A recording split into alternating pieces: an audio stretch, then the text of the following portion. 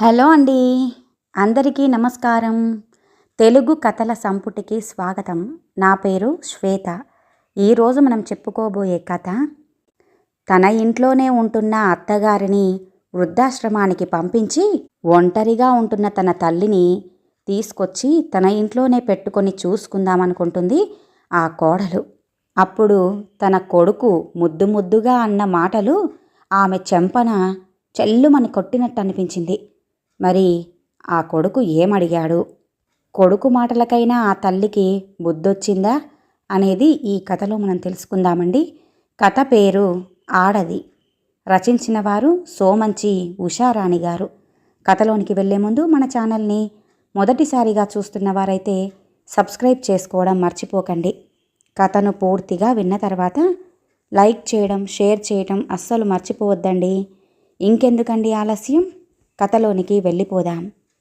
అమ్మా, బామ్మ ఎక్కడికెడుతోంది? పాపం బట్టలు సర్దుకుంటూ కళ్ళు తుడుచుకుంటోంది అంటూ ముద్దుగా అడుగుతున్న చిన్నుని కసురుకుంటూ, వెళ్ళి మీ బామ్మనే అడుగు అంది హరిత.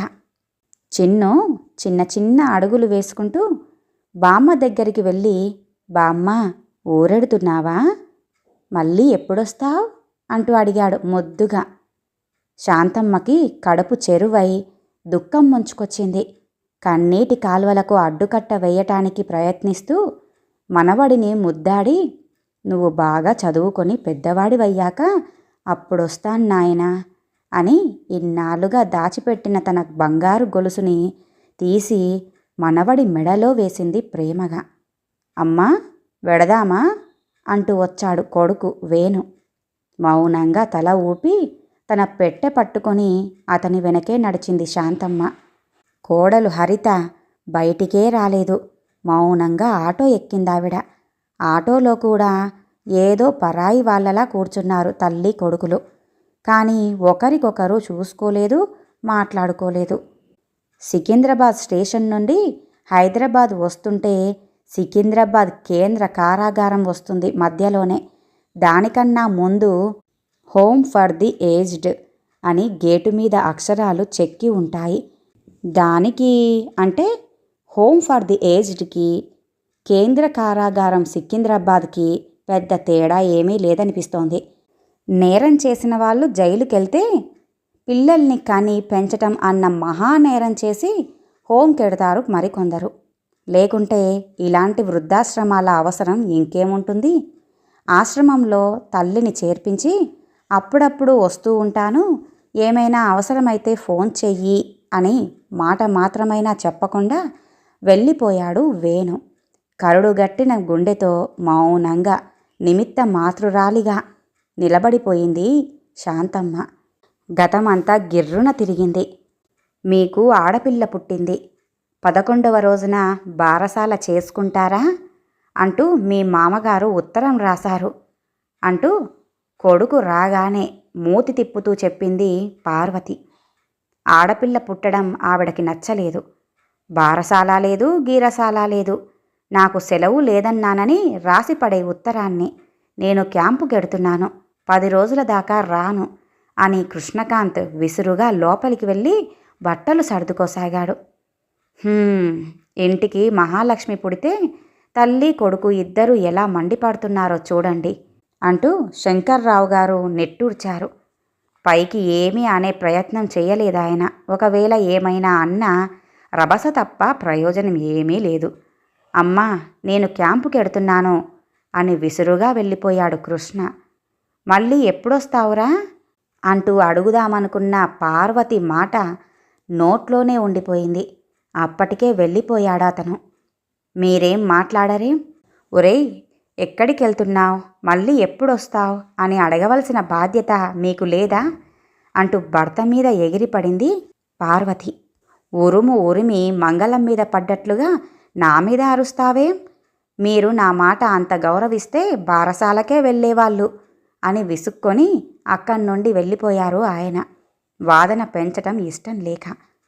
అయ్యయ్యో, పిల్లాడు అస్తమానం క్యాంపులంటూ ఎంత కష్టపడుతున్నాడో అని లేదు మీకు.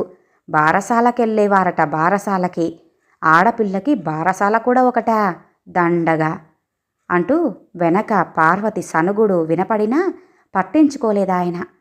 కొడుకు చేసే ఉద్యోగానికి క్యాంపులు ఉండవని, అతను ఎవరితోనో తిరుగుతున్నాడని, కొడుకుని 2-3 సార్లు మందలించినా ప్రయోజనం లేకపోయేసరికి కొడుకు ఎవరి మాట వినిపించుకోడని, తన చెయ్యి దాటిపోయాడని అతనికి అర్థమై ఏమీ మాట్లాడకుండా అలా ఉండిపోయాడు ఆయన. ఆ విషయం భార్యకి చెప్పినా ఆవిడ నమ్మదనో, ఆమె మనసు కూడా కష్టపెట్టడం ఎందుకనో ఆయన ఊరుకున్నారు. ఒక ఆడదాని కడుపున పుట్టి మరో ఆడదాన్ని కట్టుకొని ఇంకో ఆడదానితో తిరిగే మగవాడు తనకి ఆడపిల్ల పుడితే మాత్రం అసహ్యించుకుంటాడు. అదే అర్థం కాదు. అది ఆడపిల్ల పుట్టినా మగపిల్లాడు పుట్టినా అందుకు కారకుడు మొగాడేనని తెలిసి కూడా మూర్ఖంగా ప్రవర్తించటం సృష్టి వైచిత్రి. కృష్ణ క్యాంపులో ఉన్నాడని, బారసాల ఇప్పుడు కుదరదని అత్తగారు రాసిన ఉత్తరం చదివిన దగ్గర నుండి కోడలి సత్యావతి మనసులో లేదు. పాపం భర్త తీరిక లేకుండా ఎంత కష్టపడుతున్నాడో తను కూడా దగ్గరలేదాయే అని జాలి పడిందే గాని ఆడపిల్ల పుట్టినందుకే బారసాలకి రావటం లేదని, సార్థక నామధేయుడు అని ఊహించలేకపోయింది. 3వ నెల ఎప్పుడొస్తుందా, ఎప్పుడెప్పుడెళ్ళి భర్తకి సేవలు చేస్తానా అని అమాయకంగా ఆలోచిస్తూ ఉండిపోయింది. ఆడవాళ్ల అమాయకత్వాన్ని, అనురాగాన్ని మగవాడు తనకు అనుకూలంగా మార్చుకుని అవకాశవాదిగా మారిపోవటంలో ఆశ్చర్యం ఏమీ లేదు. ఇటువంటి ఆడవాళ్ళు ఉన్నంతకాలం. అలా పుట్టిన ఆ పిల్లకి పుట్టిన దగ్గర నుంచి అన్నీ ఎదురు దెబ్బలే. ఆ పిల్లకి బారసాల ఒక్కటే కాదు, ఆ తర్వాత ఏం జరగాలో అవన్నీ కూడా జరగలేదు. శాంతమూర్తి అయిన సత్యవతి తన కూతుర్ని శాంత అని పిలుచుకునేది. చంటి పిల్లని తీసుకొచ్చిన ఆమెకు కనీసం మంగళహారతులు కూడా ఇవ్వలేదు సరికదా. పసిపిల్ల ఇంటికి వచ్చిందన్న సంతోషమే లేదు ఎవ్వరికి. ఎలా ఉన్నావమ్మా అని శంకర్రావు గారు మాత్రమే పలకరించారు గాని పార్వతి అటువైపే చూడలేదు. సత్యవతి మొదట చిన్నబోయినా సర్ది చెప్పుకొని తన పని తాను చేసుకోసాగింది. తన భర్త కృష్ణ వచ్చాక సంబరంగా ఎదురెళ్ళింది. ఎలా ఉన్నారండి? ఏమిటి ఇంతగా చిక్కిపోయారు? మన అనురాగాల తొలి పంటని చూడాలని మీకు అనిపించలేదా? అంది బొంగమూతి పెట్టి. సారీ సత్య, ఈ మధ్య క్యాంపులు ఎక్కువైపోయాయి. నువ్వు కూడా లేవని ఒప్పుకున్నాను. వేళకి నిద్రాహారాలు ఉండటం లేవు. మరి నువ్వు వచ్చావుగా, ఇక తగ్గించుకుంటాను సరేనా అన్నాడు సత్యవతి బుగ్గ మీద చిటిక వేస్తూ. ఇటువంటి భర్తలకి భార్యల్ని ఎలా పడగొట్టాలో వెన్నతో పెట్టిన విద్య మరి. ఆ మాత్రానికే కరిగిపోయి ఇన్నాళ్ళు భర్త తనని తన పిల్లని చూడటానికి రాలేదన్న విషయాన్ని అవలీలగా ఆవలకు నెట్టేసి తన తొలివలపు పంటని ఆనందంగా చూపించింది అతనికి. తన అయిష్టాన్ని కప్పిపుంచుకుంటూ, చంటి పిల్లల్ని ఎత్తుకోవటం నాకు చేత కాదు బాబు, చాలా అందంగా ఉంది నీలాగే అంటూ నవ్వాడు కసిగా. ఆ మాత్రానికే మురిసిపోతూ, మన చిట్టి తల్లికి మనమేం పేరు పెడదామండి అంటూ అడిగింది సత్యవతి సంబరంగా. నీ ఇష్టం, నువ్వు ఏ పేరు పెడితే అది నేను కాదనను. సరేనా? స్నానం చేసొస్తాను, వడ్డించేయి, ఆకలి దంచేస్తోంది అని బాత్రూంలో దూరాడు భర్త. పాపం భర్తకి ఎంత ఆకలిగా ఉందో, తను అనవసరంగా కబుర్లు చెబుతూనే కూర్చుంది ఇంతసేపు అని తనను తానే తిట్టుకొని వడ్డించడానికి వంటింట్లోకి వెళ్ళింది సత్యవతి. అప్పటి నుండి బిడ్డ మీద తనకున్న అయిష్టాన్ని భార్యకు తెలియనివ్వకుండా తిప్పికొడుతూ, తను తిరుగుళ్ళకి, క్యాంపులని, అవని ఇవని పేరు పెట్టి ఇష్టం వచ్చినట్లుగా తిరుగుతూ ఎంతో కష్టపడిపోతున్నట్టుగా మాట్లాడేవాడు కృష్ణ. కృష్ణ మాటల్లోని టెక్నిక్ని కనిపెట్టే తెలివితేటలు సత్యవతికి లేవని కృష్ణకి తెలుసు. అలా క్యాంపుల నుండి తిరిగి వచ్చినప్పుడల్లా ఏ గాజులో పూసల సెట్లో తీసుకొచ్చేసరికి అతనికి తన మీద ఎంత ప్రేమో అని పొంగిపోయేది. ఆడపిల్ల పుట్టిందని అత్తవారు ఎంతగా సాధించినా అలసిపోయి ఇంటికి వచ్చిన భర్తకి అవన్నీ చెప్పడం ఎందుకు అని తనే సర్దుకుపోయేది. పాపాయి ముచ్చట్లన్నీ మామగారితో చెప్పి మురిసిపోయేది. ఈ అమాయకురాలిని ఆ భగవంతుడే రక్షించాలి అని ఆయన ఓపిగ్గా వింటూ ఆ ఆనందంలో తను పాలు పంచుకునేవాడు. అలా కన్నతండ్రి ఆదరణకు దూరమైన శాంతకి స్కూల్లో చేరే వయసు కూడా వచ్చింది. శంకర్రావు గారే అక్షరాభ్యాసం చేయించి మంచి కాన్వెంటులో చేర్పించారు. ఆడపిల్లకి అంత డొనేషన్లు కట్టి ఫీజులు కడుతూ కాన్వెంట్లెందుకు? ఏ గవర్నమెంటు స్కూల్లోనూ చేర్చాల్సింది అని తండ్రి దగ్గర గొణిగాడు కృష్ణ. ఆయన ఏం వినిపించుకోలేదు. గట్టిగా నవ్వినా, గట్టిగా మాట్లాడినా కృష్ణ కోపంగా చూసేవాడు. దానితో శాంతకి ఇక మాట్లాడడమే తగ్గిపోయింది. సార్థక నామధేయురాలిగా మౌనంగా ఉండిపోయేది. ఏమైనా అడిగితేనే సమాధానం చెప్పేది, లేకపోతే ఏదైనా చదువుకుంటూ కూర్చునేది. ఎన్ని మార్కులొచ్చాయో చూడకుండానే రిపోర్టు మీద సంతకం చేసేవాడు తండ్రి. తండ్రి అభినందన కోసం ఎదురు చూసేది శాంత. శాంతకి భరతనాట్యం నేర్చుకోవాలని కోరికగా ఉండేది. ఆ రోజుల్లో టీవీలో ఇన్ని ఛాన్సులు ఉండేవి కావు. ఎప్పుడైనా సినిమాల్లోనో టీవీల్లోనో భరతనాట్యం వస్తే కళ్ళ అప్పగించుకుని చూసేది శాంత. ఒకసారి తల్లి చేత తండ్రిని అడిగించింది శాంత. అమ్మాయి డ్యాన్సు నేర్చుకుంటుందటండి అంది సత్యవతి మెల్లగా. చెస్! బుద్ధిగా చదువుకోక ఆడపిల్లలకి ఈ డ్యాన్సులెందుకు? అది కాదు సత్య, స్టేజ్ ఎక్కి గంతులేస్తే పెళ్ళవుతుందా? మన పరువు ఏమవుతుంది? నువ్వే ఆలోచించు అంటూ మొదట కస్సుమన్నా తర్వాత తన నిర్ణయాన్ని భార్యకే వదిలేసినట్లుగా తప్పించుకున్నాడు కృష్ణ. శాంతకి అది కుదరని పని అని అర్థమైపోయింది. తాతగారు కూడా అంత ఇంట్రెస్ట్ చూపించకపోయేసరికి వదిలేసింది. ఇక నాయనమ్మైతే సరే సరి. స్కూల్లో ఆటల మీద తన దృష్టిని సారించింది శాంత. ఆటల్లో ఫస్ట్ వచ్చేది. ఏ గేమ్లోనైనా ఆమెను ఓడించటానికి మిగతా పిల్లలందరూ ప్రయత్నించేవారు, పోటీ పడేవారు. శాంతకి తమ్ముడు పుట్టడంతో సత్యవతికి శాంత కబుర్లు వినే తీరిక, ఓపిక లేకపోయింది. తండ్రి ఎప్పుడూ తమ్ముణ్ణే ముద్దు చేసేవాడు. నాయనమ్మ కూడా మనవడు పుట్టాక వాడిని తెగ ఎత్తుకొని ముద్దులాడేది. చిన్నబోయిన శాంత ముఖం చూసి తాతగారు ఆమె స్కూల్ కబుర్లన్నీ చెప్పించుకుని ఓపిగ్గా వినేవారు. ఉత్సాహంగా చెబుతున్న శాంతిని ప్రోత్సహించేవారు. అందుకే తనకు వచ్చిన బహుమతులన్నింటినీ మొదట ఆయనకే చూపించేది. పేరెంట్స్ డేకి మొదట తల్లి వచ్చేది స్కూల్కి. ఇక తమ్ముడు పుట్టాక తల్లి కూడా రాకపోవటంతో ఆమెకు చాలా కష్టం వేసేది మనసుకి. రాష్ట్ర స్థాయి క్రీడల పోటీకి తమ స్కూల్ తరపున శాంతని పంపడానికి నిర్ణయించుకున్నారు కాన్వెంటు వాళ్ళు. తల్లిదండ్రుల అనుమతి కోసం ఇంటికి లెటర్ పంపించారు. చిచి, ఆడపిల్లలేంటి, ఆటల పోటీలేంటి, ఇలా ఊరేగుతూ ఉంటే మన పరువు ఏంగాను, నేను ససేమిరా ఒప్పుకోను అంటూ నానా గొడవ చేశాడు కృష్ణ. సత్యవతికి కూడా ఆ మాటలు నిజమేననిపించటంతో శాంత ఉత్సాహం మొత్తం నీళ్లు చల్లిపోయినట్టయింది. కన్నీళ్లు పెట్టుకోవడం తప్ప తల్లిదండ్రుల్ని ఎదురించటం ఆమెకు అలవాటు లేదు. మరి శంకర్రావు గారు నచ్చజెప్పబోయినా మిగతా వాళ్లదే మెజారిటీ కావటంతో లాభం లేకపోయింది. అప్పటి నుండి శాంత ఆటలు ఆడుకోవటమే వదిలేసింది. చదువులోనూ డల్ అయిపోయింది. మంచి మార్కులు రాకపోతే చదువు మాన్పిస్తానని తండ్రి బెదిరించటంతో కష్టపడి చదవటానికి ప్రయత్నించేది గాని ఆ చదివినవన్నీ మర్చిపోయేది. పరీక్ష సమయానికి జ్ఞాపకం వచ్చేవి కావు.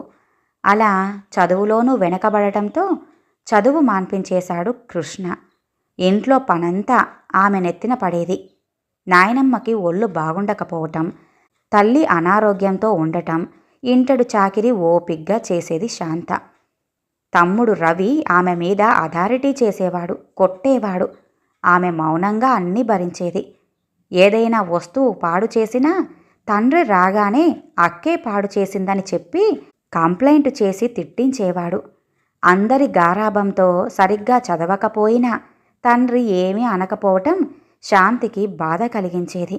కృష్ణ తనకు ఇష్టం వచ్చినట్లుగా తిరిగిన తిరుగుళ్ళకి ఫలితంగా అతనితో పాటు అతని భార్య కూడా అనుభవిస్తోందిప్పుడు. ఏవో మందులు మింగుతూ డాక్టర్ల చుట్టూ తిరుగుతూ ఇల్లు ఒళ్ళు గుల్ల చేసుకున్నారు. కృష్ణ ఏదో ఆఫీస్కి వెళ్ళి వస్తున్నాడే గాని సత్యవతి ఎప్పుడూ మూలుగుతూ మంచం మీదే పడి ఉంటోంది. ఆమెకు పిల్లల మీదే కాదు అన్నింటి మీద ఉత్సాహం తగ్గిపోయింది. ఇంత బాధపడుతున్నా భర్త గురించి చెడుగా అనుకోవటానికి గాని ఆలోచించడానికి గాని ఆమెకు మనసొప్పేది కాదు.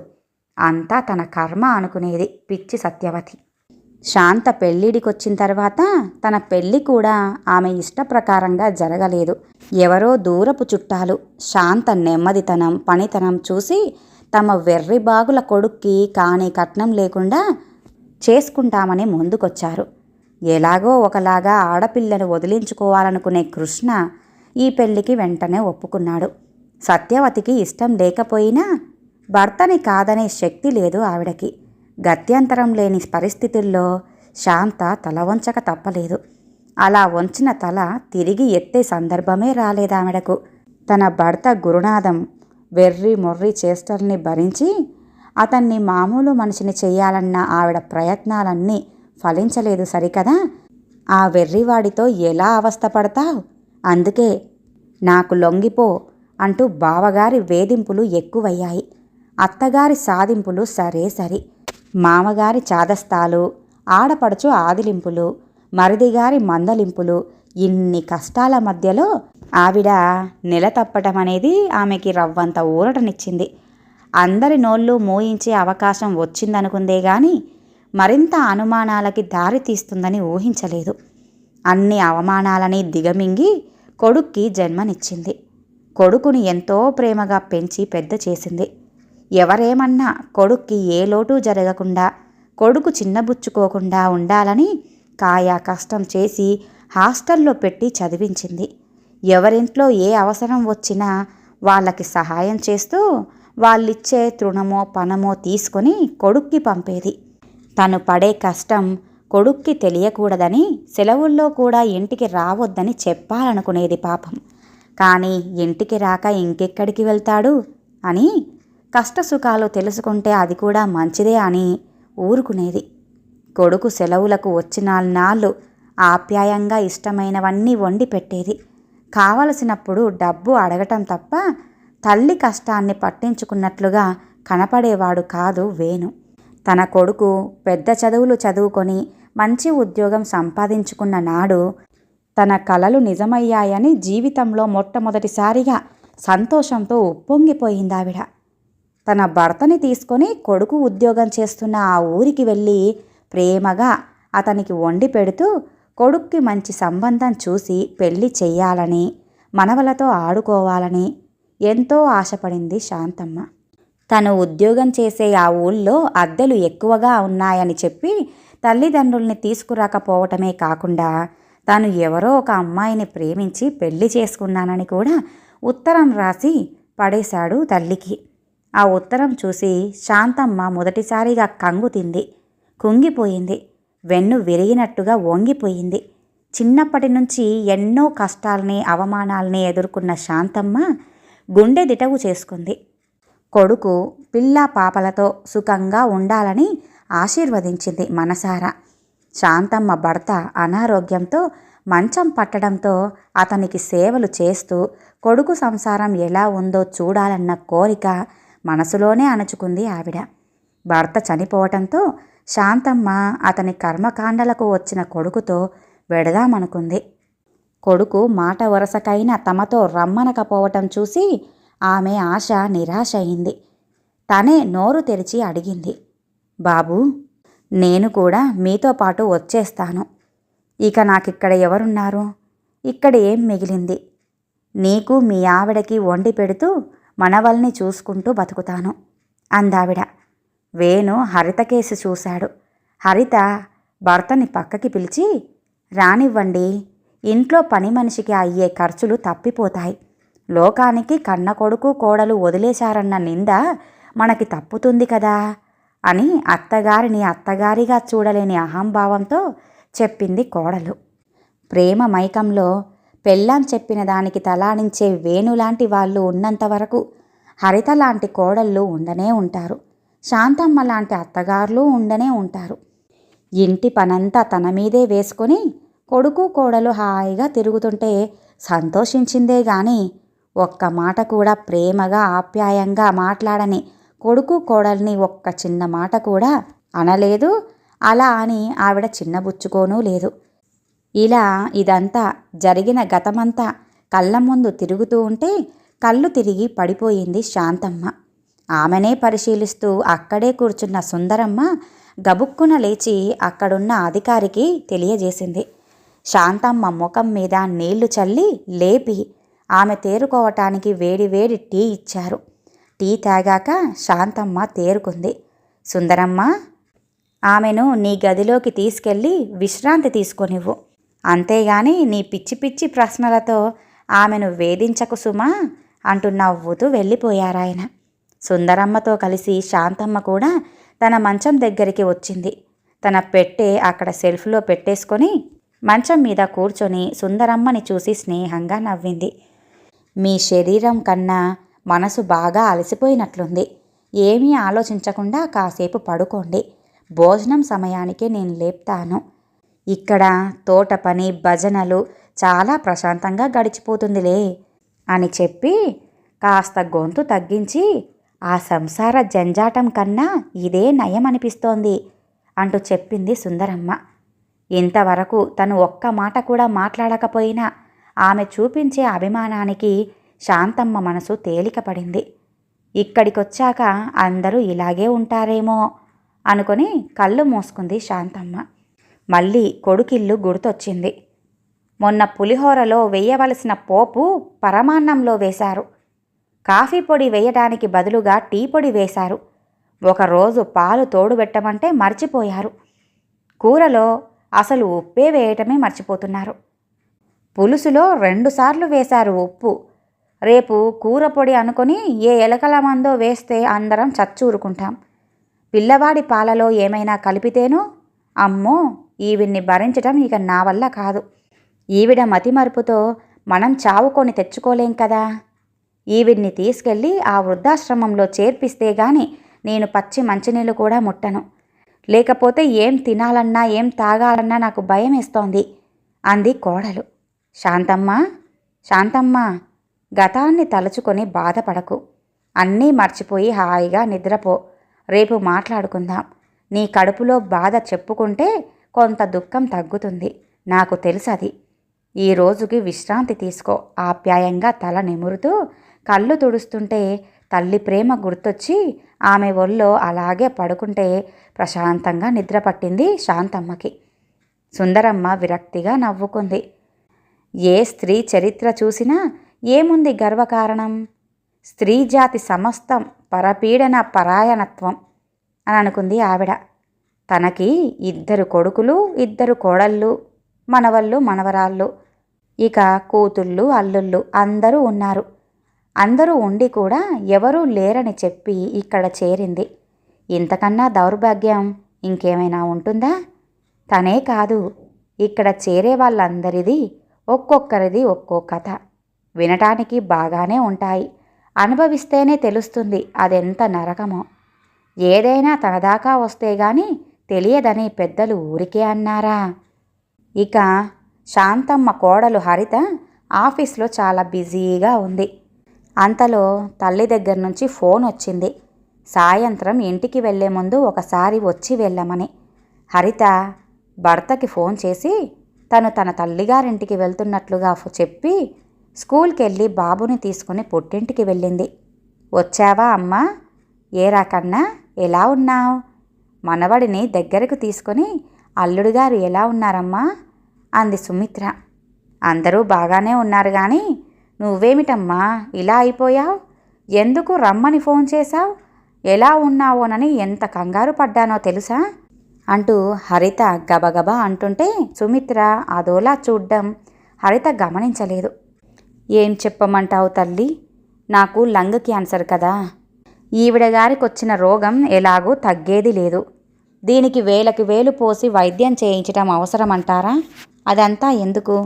ఆవిడ్ని తీసుకెళ్ళి ఏ క్యాన్సర్ హాస్పిటల్లోనో చేర్పించి చేతులు దులుపుకుంటే మంచిది. ఈవిడకి చాకిరీ చేయటం నా వల్ల కాదమ్మా అంది నీ వదిన అంటూ తన కోడలి గురించి చెప్పుకుంటూ వెక్కి వెక్కి ఏడుస్తుంటే హరితకి కడుపులో మండిపోయింది. వదిన అంత మాటందా? మరి అన్నయ్య ఊరుకున్నాడా? చిన్నప్పుడు వాడికి అనారోగ్యం వస్తే కళ్ళల్లో ఒత్తులేసుకొని మరి ఎలా చూసుకున్నావో మర్చిపోయాడా? రాని అడుగుతాను అంది ఆవేశంగా. అడిగితే మటుకు ఏం లాభముంటుంది? వాడు కూడా మీ వదిన పక్షమే. అది తానా అంటే వాడు తందానా అంటుంటాడు. నేను క్యాన్సర్ హాస్పిటల్లో చేరిపోయి చావో బతుకో అక్కడే అంటూ ఆవిడ మాటలు ఇంకా పూర్తి అవనేలేదు. సుమిత్రకు దుఃఖం ఆగలేదు. హరిత కూడా ఏడుస్తూ, అమ్మా మా ఇంటికి వచ్చెయ్యమ్మా, నేనుండగా నువ్వు దిక్కులేని దానిలా క్యాన్సర్ హాస్పిటల్లో చేరడమేంటమ్మా అంది. అల్లుడుగారు ఏమంటారోనే, వాళ్ళమ్మగారిని నువ్వు ఆశ్రమంలో చేర్పించి నన్ను ఇంటికి తీసుకెళ్తే ఊరుకుంటాడా అంది సందేహంగా చూస్తూ. ఏమీ అనరమ్మా, మా అత్తగారికి నీకు పోలికేంటమ్మా? ఆవిడ మతిమరుపుతో కళ్ళు కనిపించక ఎన్ని పొరపాట్లు చేసిందో నీకు చెప్పాను కదమ్మా. అయినా దూరంగా హాస్టల్లో పెట్టి చదివించడంతో ఆయనకు కూడా తల్లి బల్లి లాంటి సెంటిమెంట్లు ఏవీ లేకుండా అయ్యాయి అంటూ తేలిగ్గా చెప్పేసింది హరిత. అప్పుడే అక్కడికి వచ్చిన చిన్ను, అమ్మా అమ్మా, నువ్వు మా అమ్మని ఆశ్రమానికి పంపించినట్లే అత్తయ్య కూడా అమ్మమ్మని పంపేస్తోందట. ముసలాళ్ళందరూ అక్కడే ఉండిపోతారట కదా. అమ్మా పెద్దయ్యాక నువ్వు కూడా వెళ్ళిపోతావా? చిన్ను ముద్దుగా అడిగినా చెంప మీద కొట్టినట్లుగా కోపంగా చూసింది హరిత. నవ్వుతున్న వదినగారికేసి, వదినా, నీ కుళ్ళు బుద్ధంతా వాడికిప్పటి నుంచే నేర్పిస్తున్నావా? మా అమ్మని నేను తీసుకెళ్తున్నాను. అమ్మా నీ పెట్టె సర్దుకో అంది. ఆగవమ్మా అర్ధమొగుడా, ఎందుకైనా మంచిది ఒక్క మాట మీ ఆయనకి ఫోన్ చేసి చెబితే మంచిది కదా. తీరా వెళ్ళాక కుదరదు కాదు అనంటే పాపం మీ అమ్మగారు ఏమైపోతారో. నీ సంగతైతే సరే అనుకో అంటూ హరిత వదిన జయంతి దీర్ఘం తీసింది. ఆయనేమీ అనుకోరు, ఆ సంగతి నాకు తెలుసు. అందరూ నీలాంటి అన్నయ్య లాంటి వాళ్ళే ఉంటారనుకోకు, బావిలో కప్పల్లా అంది హరిత. హరిత తల్లిని కొడుకుని తీసుకొని ఆటో ఎక్కి వెళ్ళిపోయాక జయంతి, హరిత వాళ్ళ అన్నయ్య సుధాకర్ పడి పడి నవ్వుకున్నారు. ఏమైనా నువ్వు మరీ సాహసం చేస్తున్నావు జయ. వాళ్ళ మధ్య గొడవ పెరిగి విడాకుల దాకా వెళ్ళిపోతే కష్టంగా అన్నాడాయన. వెళ్ళనివ్వండి, మనం లేమా, ఉన్న విషయం చెప్పేద్దాం అంటూ జయంతి చాలా తేలిగ్గా చెప్పేసింది. కానీ అన్నీ మనం అనుకున్నట్లుగా జరగవని, ఒక్కోసారి తమాషాకి చేసేవే వికటిస్తే విషాదమై మిగులుతుందని తెలుసుకునేసరికి అంతా అయిపోయింది. చూసావా వేణు, మా అన్నయ్య మా వదిన ఏం చేశారో? అమ్మకి క్యాన్సర్ అని అనబోతుండగానే హాస్పిటల్లో చేర్పిద్దామనుకున్నారు, అంతేగా, అందులో తప్పేముంది అన్నాడాయన. వేణు చాలా సీరియస్గా అన్నాడా మాట. హరిత హతాశురాలయ్యింది. అది కాదు వేణు, హాస్పిటల్లో చేర్చటం కాదు, వదిలేద్దామనుకున్నారు అంది. అందరూ నీలాగానే ఆలోచిస్తారని ఎలా అనుకున్నావు? అక్కడ ట్రీట్మెంట్ బాగా ఉంటుందని వేలకి వేలు ఖర్చు పెట్టి ట్రీట్మెంట్ ఇప్పిద్దామనుకుంటుంటే నువ్వు ఇక్కడికి తీసుకొచ్చేసావేంటి మీ అమ్మగారిని? మన దగ్గర అంత డబ్బు ఎక్కడుంది? అయినా మీ వదిన వాళ్ళ అత్తగారిని హాస్పిటల్లో చేరుస్తానంది కానీ నీలాగా ఆశ్రమంలో చేరుస్తాననలేదే అంటూ స్వేను సీరియస్గా అంటుంటే హరిత విస్తూపోయింది. ఎంతో సౌమ్యంగా ఉండే వేణుయేనా ఇలా మాట్లాడేది? తల్లిని ఆశ్రమంలో చేర్పించినందుకు నిజంగా ఫీల్ అవుతున్నాడా అనుకుంది. పోనీలేమ్మా, నా తలరాత ఎలా ఉంటే అలా జరుగుతుంది. నా మూలంగా మీరిద్దరూ దెబ్బలాడుకోవడం ఎందుకు, నేను వెళ్ళిపోతాను అంటూ సుమిత్ర కళ్ళు తుడుచుకుంటూ పెట్టే తీసుకోబోయింది.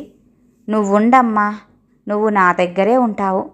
ఎవరేమనుకున్నా నాకు సంబంధం లేదు. నేను కూడా సంపాదిస్తున్నాను. నిన్ను నా దగ్గరే ఉంచుకొని వైద్యం చేయిస్తాను అంటూ హరిత తన నిర్ణయానికి తిరుగులేదు అన్నట్లుగా ఖచ్చితంగా చెప్పేసింది. ఆహా, అలా అయితే నేనేనా సంపాదన లేనివాడిని? నేను వెళ్ళి మా అమ్మను తీసుకొచ్చి కంటికి ఆపరేషన్ చేయించి మతిమరుపుకు మంది ఇప్పిస్తాను అంటూ వేణు సీరియస్గానూ తను చేసిన పనికి పశ్చాత్తాపంతోనూ అన్నాడు. మీ అమ్మని తీసుకొస్తే నీకు నాకు ఎటువంటి సంబంధమూ ఉండదు, ఆ విషయం మర్చిపోకు అంటూ హరిత రెచ్చిపోయింది. ఆ మాటే నేను అంటే? వేణు కూడా రెచ్చిపోయాడు. నిన్ను హాస్టల్లో పెట్టి చదివించిన మీ అమ్మకి, కళ్ళల్లో ఒత్తులేసుకొని మమ్మల్ని గుండెల్లో పెట్టుకొని పెంచిన మా అమ్మకి పోటీయా అందావిడ. మా అమ్మ నన్ను హాస్టల్లో పెట్టి చదివించిందనే నీకు తెలుసు. మా ఇంట్లో పరిస్థితిని బట్టి నేను ఇంట్లో ఉంటే చదువు సాగదని ఎంతో కష్టపడి అక్కడ ఇక్కడ పనిచేసి నన్ను హాస్టల్లో పెట్టి చదివించిందంటే నేను వృద్ధిలోకి రావాలనే కదా, అంతేగాని నన్ను దూరంగా ఉంచాలని కాదు. అందుకు ఆవిడ ఎంత తల్లడిల్లిపోయిందో ఒక కన్న తల్లిగా నీకు కూడా చెప్పనవసరం లేదనుకుంటాను. ఎందుకంటే నువ్వు కూడా ఒక బిడ్డకి తల్లివే అంటూ వేణు గొంతు పూడుకుపోయింది దుఃఖంతో. నిజానికి రోజు తన ఇంట్లో జరిగే గొడవలతో తల్లికి మనశ్శాంతి లేదని, ఆవిడ మనసు నొచ్చుకుంటుందని, ఆమెను ఆశ్రమంలో చేరిస్తేనే ఆమెకి తనకి మనశ్శాంతి దొరుకుతుందనే ఉద్దేశంతో తల్లిని ఆశ్రమంలో చేర్పించాడే గాని తల్లి మీద జాలి ప్రేమ లేక కాదు. అయితే మీ నిర్ణయం మారదన్నమాట అంటూ సీరియస్గా అంది. మారేదాన్ని నిర్ణయం అనరు, చపలత్వం అంటారు అన్నాడాయన. మీకు ప్రాణానికి ప్రాణంగా ప్రేమించిన నాకన్నా మీ కన్నతల్లి ఎక్కువైనప్పుడు మన ప్రేమకి ఇక అర్థం లేదు, మన పెళ్ళికి పరమార్థమూ లేదు. ఇకపై నీకు నాకు ఎటువంటి సంబంధమూ లేదు, గుడ్ బాయ్ అని బట్టలు సర్దుకోసాగింది హరిత. అమ్మాయి, నా మాట విను తల్లి. నా కోసం నీ జీవితాన్ని నాశనం చేసుకోవద్దు. నేను ఇంకా ఎన్నాళ్ళో బ్రతకలేను అంటూ సుమిత్ర ఎన్నో విధాల నచ్చజెప్పడానికి ప్రయత్నించింది. అమ్మా, నువ్వింకేం చెప్పకు. అయినా దెబ్బ కొట్టింది నా మీద కాదు, నా ప్రేమ మీద, నా నమ్మకం మీద. నా మనసు విరిగిపోయింది. ఇక ఎవరేం చెప్పినా ఆ మనసు అతకదు అని చెబుతూ తల్లిని కొడుకును తీసుకొని బయలుదేరింది హరిత వెళ్ళిపోవటానికి. హరిత, ఆగు. బాబు నా కొడుకు, ఈ ఇంటికి వారసుడు. వాడిని ఇక్కడే వదిలి వెళ్ళు అంటూ కోపంగా అన్నాడు. బాబు నేను నవమాసాలు మోసి కన్న బిడ్డ. వాడు నా కొడుకు. చిన్నపిల్లలు తల్లి దగ్గర ఉండటమే సహజం. నీకు వారసుడు కావాలనుకుంటే మళ్ళీ వేరే పెళ్లి చేసుకో అంటూ హరిత నిక్కచ్చిగా అంది. నువ్వు మళ్ళీ పెళ్లి చేసుకుంటే నీకు పుడతారు పిల్లలు, కానీ వాడు మాత్రం నా వంశోద్ధారకుడే అన్నాడు. వేణు, మళ్ళీ పెళ్ళి? నీలాంటి మగవాడిని చూశాక కూడా మళ్ళీ పెళ్లి చేసుకుంటానా? నాకు పెళ్లి మీద, ప్రేమల మీద నమ్మకం పోయింది. ఈ జీవితం ఇక ఇంతే. బాబుని వదిలే ప్లీజ్. నేను నిన్ను ఇంకేమీ అడగను. అహాన్ని చంపుకొని కాళ్ళబేరానికి వచ్చింది హరిత. చిన్ను అప్పుడే అక్కడికొచ్చి, అమ్మా, నేను నీకు కావాలని ఉన్నట్లే నానమ్మకి కూడా నాన్న కావాలని ఉండదా? మరి నానమ్మనెందుకమ్మా నాన్న దగ్గర నుంచి పంపించేశావు అంటూ చిన్ను అడిగిన ప్రశ్నకి అందరూ తెల్లబోయారు. బాబు, నీకు అమ్మ కావాలా వద్దా అంటూ ముందుగా తేరుకున్న హరిత కోపంగా అడిగింది. నాన్నకి అమ్మ వద్దంటే నాకు వద్దు అంటూ బాబు ఏడుస్తున్న ఈ హఠాత్ పరిణామాన్ని హరిత తట్టుకోలేకపోయింది. నీకు అప్పుడే అమ్మ వద్దట్రా, వేరడంత లేవు వెదవా అంటూ ఆవేశంతో ఒళ్ళు మర్చిపోయి ఇష్టం వచ్చినట్లుగా కొట్టసాగింది కొడుకును హరిత. వేణు వెంటనే తేరుకొని బాబుని విడదీశాడు. నీకేమన్నా మతిపోయిందా? అభం శుభం తెలియని పసివాణ్ణి ఎందుకు కొడుతున్నావు అన్నాడు. కొడతానో చంపుతానో. వాడెంత పెద్ద పెద్ద మాటలు మాట్లాడుతున్నాడో చూసావా? రేపో మాపో చావబోయే ఆ ముసల్దాన్ని అంటూ ఇంకా మాటలు పూర్తి కానేలేదు. నోర్ముయ్ అంటూ భార్యని కొట్టడానికి చెయ్యెత్తిన వేణు ఫోన్ రింగ్ అవటంతో ఆగిపోయాడు. ఫోన్లో చెప్పింది విని అమ్మా అంటూ కుప్పగూలిపోయాడు వేణు. అతని దుఃఖానికి అంతం లేదు. బాబు వేణు, ఏమైంది అంటూ అత్తగారు అడిగిన ప్రశ్నకి అమ్మకు హార్ట్అటాక్ వచ్చిందట అత్తయ్య, నిద్రలోనే పోయిందట. ఆవిడని వృద్ధాశ్రమంలో చేర్పించినందుకు నాకు జీవితాంతం మనశ్శాంతి దూరం చేసి నన్ను విడిచి శాశ్వతంగా వెళ్ళిపోయిందత్తయ్యా. అమ్మా అమ్మా, నాలాంటి కొడుకుకు సరైన శిక్షే విధించావమ్మా. హరిత, వెళ్ళు. నువ్వు నా కళ్ళ ముందు నుంచి వెళ్ళిపో. నా తల్లిని దూరం చేసిన నిన్ను జీవితాంతం క్షమించలేను. వెళ్ళు, నీ కొడుకును తీసుకొని తక్షణం ఇక్కడి నుంచి వెళ్ళిపో. వాడిని కూడా తల్లి ప్రేమకు దూరం చేసి పాపం చెయ్యలేను. అంతా వెళ్ళిపోండి ఇక్కడి నుంచి, ప్లీజ్, అమ్మా అమ్మా అంటూ ఏడుస్తూ కారెక్కాడు. తల్లిని చూడ్డానికి కాదు, చావులోనే శాంతిని వెతుక్కున్న ఓ ఆడదాన్ని చూడ్డానికి. ఈ కథ ఇంతటితో సమాప్తమండి. విన్నారుగా. అత్తగారిని వృద్ధాశ్రమానికి పంపించిన కోడలికి, అలాగే భార్య మాటలు నమ్మి ఆవిడ మీద ప్రేమతో ఆవిడ చెప్పినవన్నీ చేసిన ఆ కొడుకుకి జీవితాంతం అనుభవించే విధంగా శిక్షను ఎలా విధించిందో ఆ అత్తగారు. మరి ఈ కథ కనుక మీకు నచ్చినట్లయితే లైక్ చేయండి, షేర్ చేయండి, అలాగే సబ్స్క్రైబ్ చేసుకొని మన ఛానల్ని ఎంకరేజ్ చేయండి. మీ యొక్క విలువైన అభిప్రాయాలను కామెంట్ రూపంలో తెలియజేయండి. ఇంత మంచి కథను మనకు అందజేసిన సోమంచి ఉషారాణి గారికి ధన్యవాదాలు తెలియజేసుకుంటున్నానండి. మరొక మంచి కథతో మళ్ళీ కలుద్దామండి. నమస్కారం.